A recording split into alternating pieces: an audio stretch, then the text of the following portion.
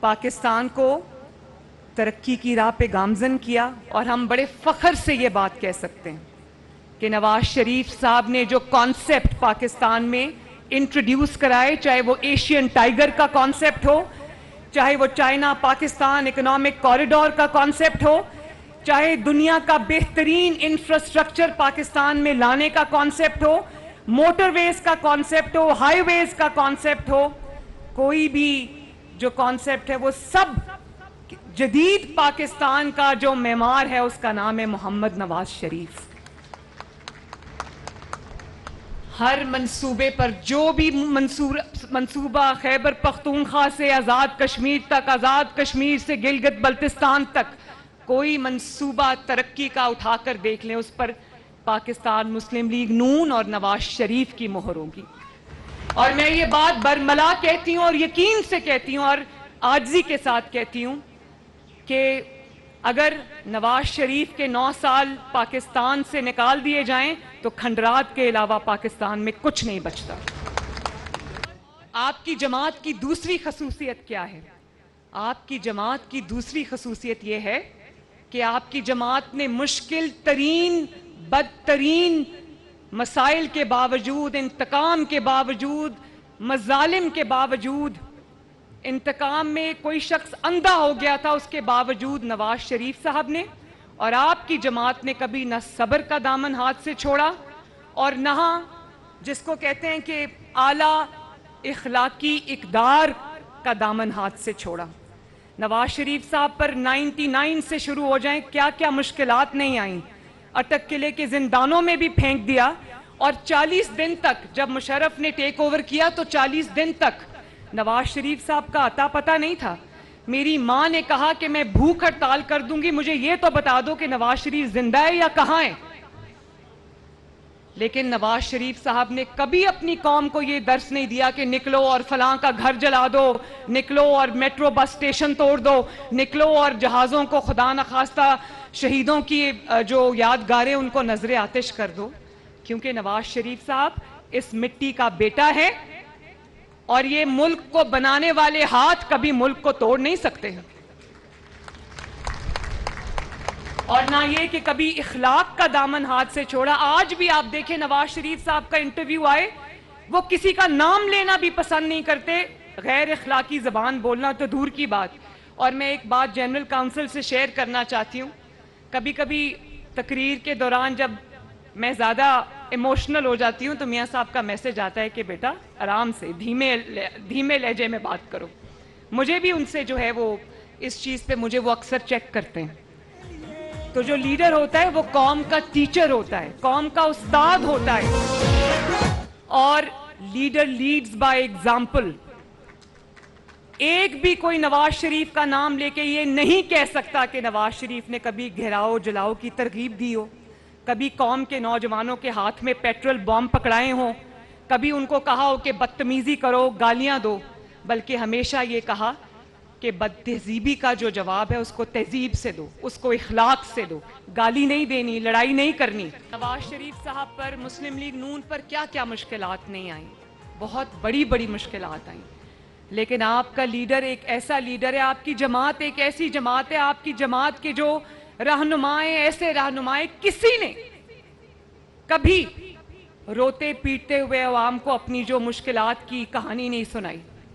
جو مشکلات تھی، چاہے وہ کاروباری مشکلات ہوں، سیاسی مشکلات ہوں، خاندانی مشکلات ہوں، جو جماعت پر مشکلات آئیں، جماعت کے لیڈران پر مشکلات آئیں، جماعت کے کارکنوں پر مشکلات آئیں، M N As, M P As, ticket holders پر مشکلات آئیں، لیکن کبھی کسی نے رونا نہیں رویا۔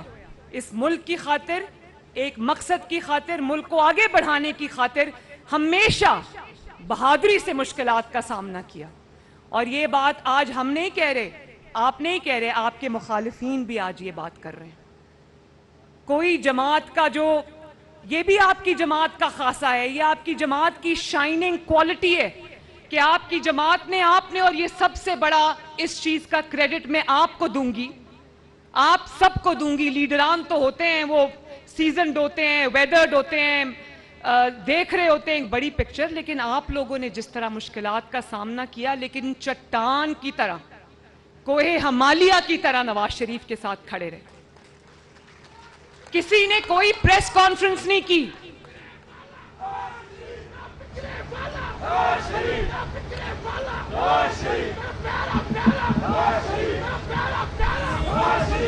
نواز شریف صاحب نے یہ نہیں کہا، نواز شریف صاحب نے یہ نہیں کہا کہ مشکلات آ گئی ہیں، میں اقتدار سے چلا گیا ہوں تو چلو جلدی جلدی میں دوسرے ملکوں کو آوازیں دوں، امریکہ کو آوازیں دوں کہ خدا کا واسطہ ہے میرے لیے ایک بیان ہی دے دو. یا یہ نہیں کہا کہ لاکھوں ڈالر خرچ کر کے لابنگ فرم ہائر کر لو یو ایس میں. یا یہ سینیٹرز سے، دوسرے ملکوں کے سینیٹرز سے شرم کی بات ہے. دوسرے ملکوں کے سینیٹرز کو کہا جاتا ہے کہ خدا کے لیے ہمارے ملک کے لیے ایک بیان دے دو، میرے لیے ایک بیان دے دو، کیونکہ جب تم بیان دیتے ہو تو پاکستان میں تھرتھلی مچ جاتی ہے. کبھی کسی نے سنا ہو کہ نواز شریف نے کسی غیر ملکی کو آواز دی ہو کہ خدا کے واسطے آؤ اور میری مدد کرو؟ انہوں نے ایک ہی بات کی، انہوں نے کہا کہ میں اپنا معاملہ اللہ تعالیٰ پہ چھوڑتا ہوں. اور اس کے بعد اس قوم نے، ان کی جماعت نے، آپ نے ان کے ہر وعدے کی، فخر کی، ان کے یقین کی لاج رکھی، جس کے لیے میں آپ سب کی شکر گزار ہوں. کہ پاکستان میں اتار چڑھاؤ آئے، مشکلات آئیں، فیصلے کرنے کا وقت آیا، لیکن آپ کی جماعت نے، نواز شریف صاحب نے، آپ کے لیڈر نے کبھی ملکی مفاد کا سودا نہیں کیا، ذاتی مفاد پر ملکی مفاد قربان نہیں کیا. اور اس کی ایک شاندار مثال 1998 کے وہ ایٹمی دھماکے، جس میں لاکھوں کروڑوں اربوں ڈالروں کی امداد کی آفر بھی آئی، دھمکیاں بھی آئیں، ٹیلی فون کالز بھی آئیں، لیکن نواز شریف صاحب نے کہا نہ میں لاکھوں کروڑوں اربوں ڈالروں کو خاطر میں لاتا ہوں، نہ یہ دھمکیاں مجھے مروب کر سکتی ہے، میں وہی فیصلہ کروں گا جو میرے ملک اور قوم کے حق میں بہتر ہوگا. یہی وجہ ہے کہ جب مشکل وقت آیا تو جماعت سیسا پلائی ہوئی دیوار کی طرح نواز شریف صاحب کے ساتھ کھڑی ہو گئی. کوئی لیڈر تو کیا، کوئی کارکن بھی جماعت چھوڑ کے نہیں گیا. یہ جتنے لیڈران یہاں پر بیٹھے ہیں اسٹیج پہ، سب جیل کے چکر لگا کے واپس آئے. 6 مہینے، 8 مہینے، سال، حمزہ شہباز نے تو 2 سال سب سے زیادہ جیل برداشت کی، لوگوں کی بیٹیوں کو، بہنوں کو جیلوں میں ڈال دیا. لیکن کیا کوئی جماعت چھوڑ کے گیا؟ کیا کسی نے پریس کانفرنس کی کہ ہمیں نواز شریف صاحب کی قیادت پہ اعتماد نہیں ہے، ہم اپنی جماعت کو چھوڑیں؟ کیا کسی نے کبھی یہ کہا کہ ہم سیاست چھوڑیں؟ تو کتنی بڑی یہ ماشاءاللہ مسلم لیگ نون کی قوت ہے.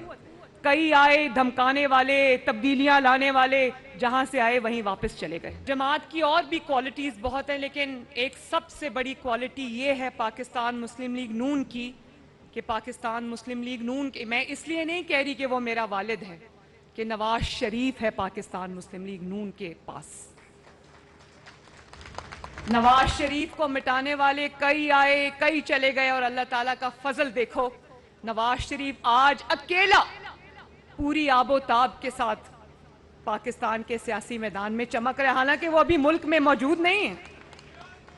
اور اس کی وجہ یہ بھی ہے کہ جب مشکلات آئیں تو نواز شریف صاحب نے سینہ تان کے ان مشکلات کا سامنا کیا. یہ نہیں کہا کہ میرے کارکنوں نے کیا ہوگا، مجھے کیا پتا کس نے کیا، میں تو گھر میں آرام سے بیٹھا تھا. بیٹی کا ہاتھ پکڑ کے آیا اور اڈیالہ جیل چلا گیا، کارکنوں پہ آنچ نہیں آنے دی.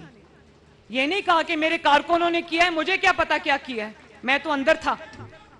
اور لیڈر وہ نہیں ہوتا کہ جب مشکلات کا سامنا ہو، مصیبتوں کا سامنا ہو، تو اس کے اپنے بچے لندن میں بیٹھے ہو، قاسم اور سلیمان لندن میں بیٹھے ہو، اور جو کارکنوں کے قاسم اور سلیمان ہیں وہ جیل کی سلاخوں کے پیچھے ہوں.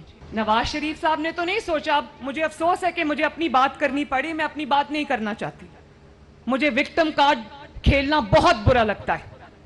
مجھے اس بات کا یہ ہے کہ میں اپنی بات کر رہی ہوں، لیکن نواز شریف صاحب نے تو نہیں کہا کہ فلاں کو پکڑ لو، اس کارکنوں کو پکڑ لو، میری بیٹی کو کچھ نہ کہنا. ہاتھ پکڑ کے میرا وہ جیل میں لے گئے، اور پھر دوسری مرتبہ مجھے ان کے سامنے سے گرفتار کیا گیا. لیکن انہوں نے، اور مجھے آج بھی یاد ہے کہ ان کی آنکھوں میں آنسو آئے تو شہباز شریف صاحب نے ان کے کندھے پر ہاتھ رکھ دیا، اور نواز شریف صاحب نے ایک بات نیب کو کہی جو افسران مجھے گرفتار کرنے آئے. انہوں نے کہا کہ ایک بات، ایک جملہ کہا کہ یاد رکھنا وقت ایک جیسا نہیں رہتا کبھی.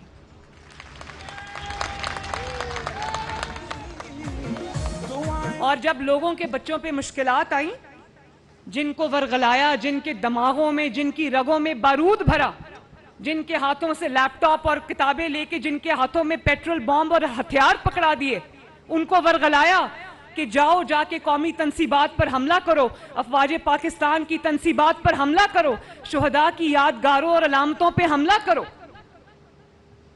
اور جب وہ پکڑے گئے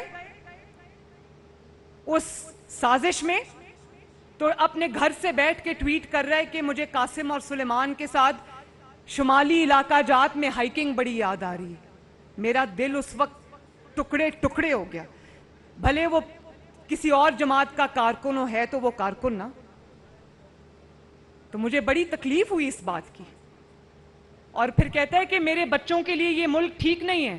قوم کے بچوں کے ہاتھوں میں جب تم نے بارود پکڑا دیا، ان کے لیے یہ ملک ٹھیک ہے، تمہارے بچوں کے لیے ٹھیک نہیں ہے. لوگوں کو کہتا تھا کہ ان کے بچے باہر رہتے ہیں. بھئی یہ مریم نواز شریف آپ کے سامنے کھڑی ہے. اللہ تعالیٰ کا شکر ہے. تمہارے بچے کدھر ہیں؟ تو یہ بہت ہی قوم کی آنکھیں اس بات نے کھولیں. لوگوں کو ادراک ہوا اس بات کا، لوگوں کو احساس ہوا اس بات کا کہ نواز شریف کون ہے، مسلم لیگ نون کون ہے، اور یہ کون لوگ ہیں. جس جہاز پہ بیٹھ کے آئی تھی وہ جماعت اسی جہاز پہ بیٹھ کے واپس چلی گئی.